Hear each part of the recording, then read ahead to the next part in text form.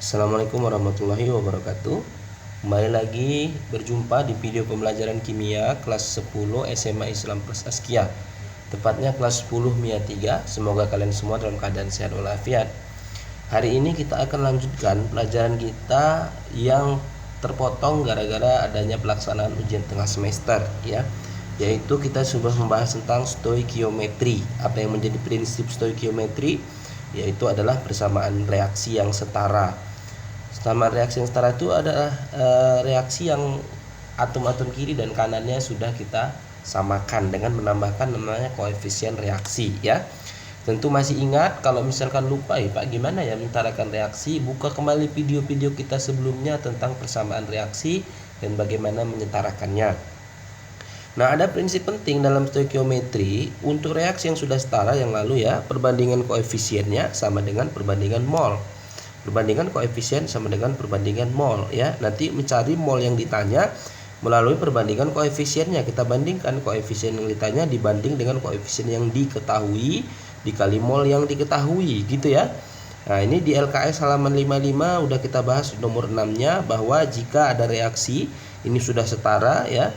Ada mol H2 sebanyak 0,8. Berapa mol NO? Berapa mol H2O? Berapa mol N2? Ya, maka kita bisa cari mol NO berarti koefisien NO2 per koefisien H22, jadi 2/2 kali molnya 0,8, jadi dapatnya 0,8 mol. Ini kenapa pembanding? Karena dia yang diketahui. Ini sebagai yang diketahuinya ya, H2.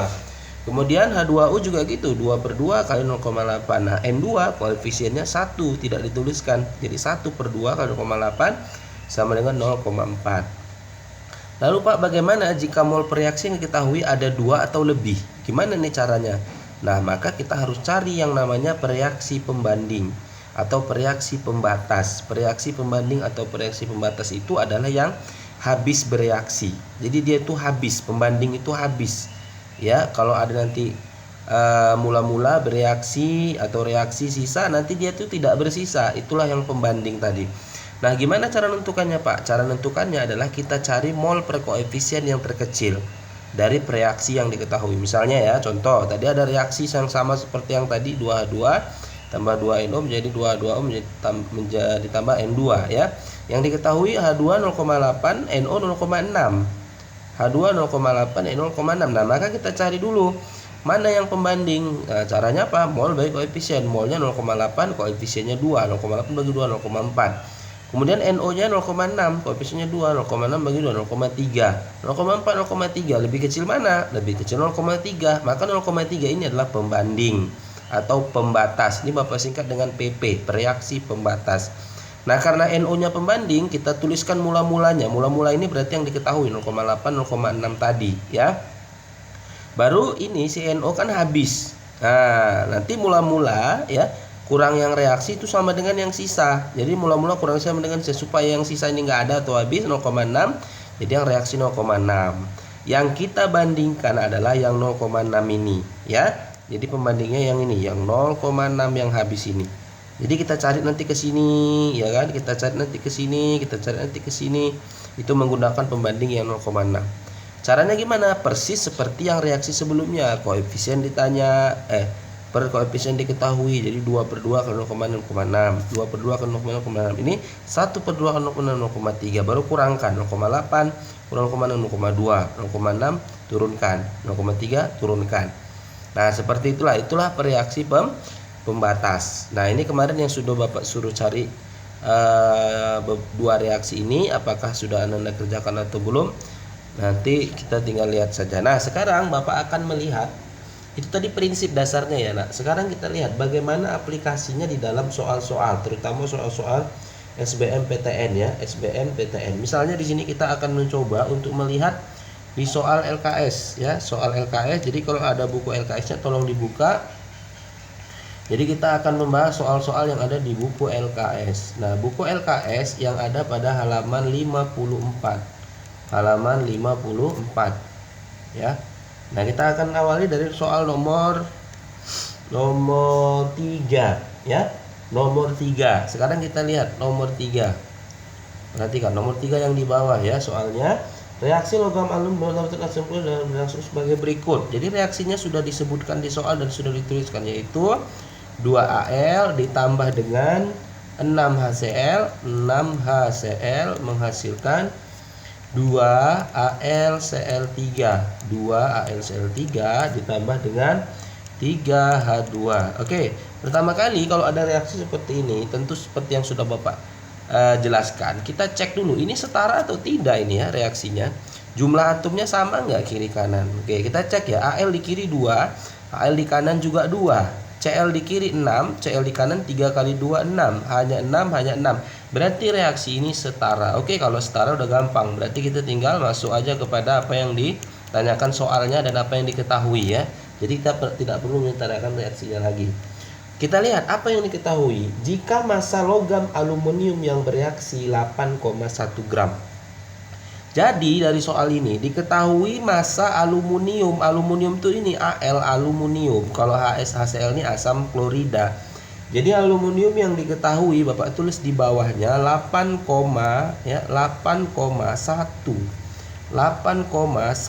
Gr gram.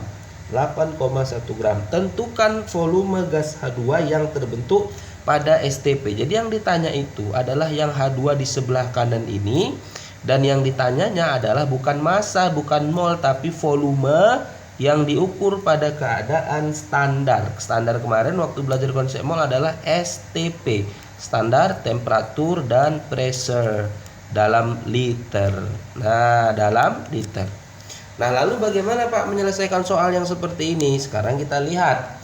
Kalau soalnya seperti ini, artinya ya di sini yang diminta adalah volume dalam STP. Masih ingat yang lalu rumus volume dalam STP? Kalau ditanya volume STP, maka gunakan rumus mol sama dengan, ada kan rumusnya yang lalu? Mol sama dengan volume STP ya, dibagi dengan tetapan dalam STP yaitu 22,4.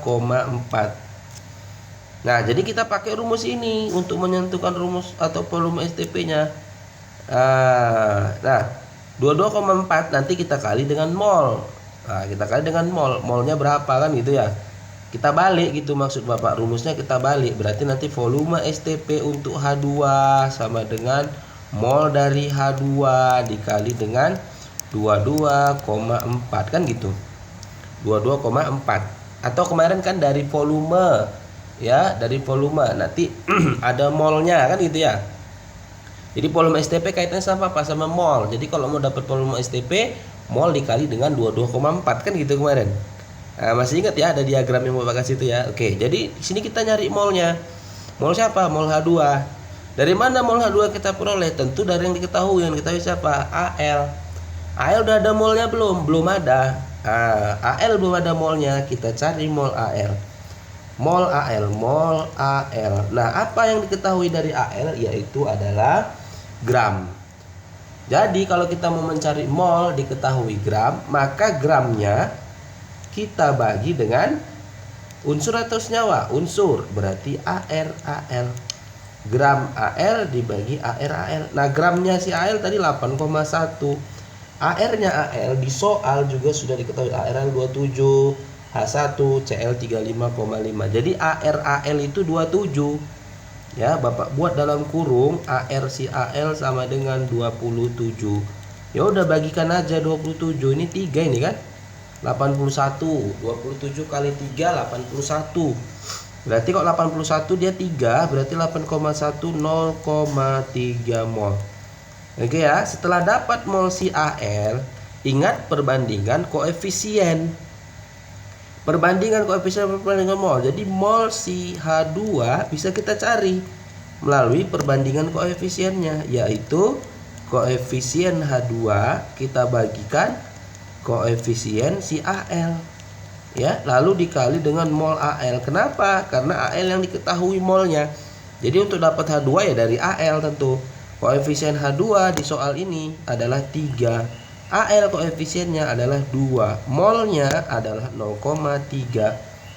0,3 dibagi 2 1,5 ya ini 4,5 lah ya, 4,5 0,9 bagi 2 0,45 ya, sama dengan 0,45 mol.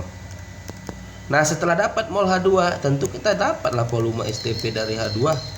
Mol H2 tadi 0,45 dikali 22,4. Berapakah itu? 0,45 dikali 22,4. 0,45 dikali 22,4. 0,45 dikali 22,4 sama dengan 10,08. Nah, inilah dia volume. Inilah dia jawabannya. Oke.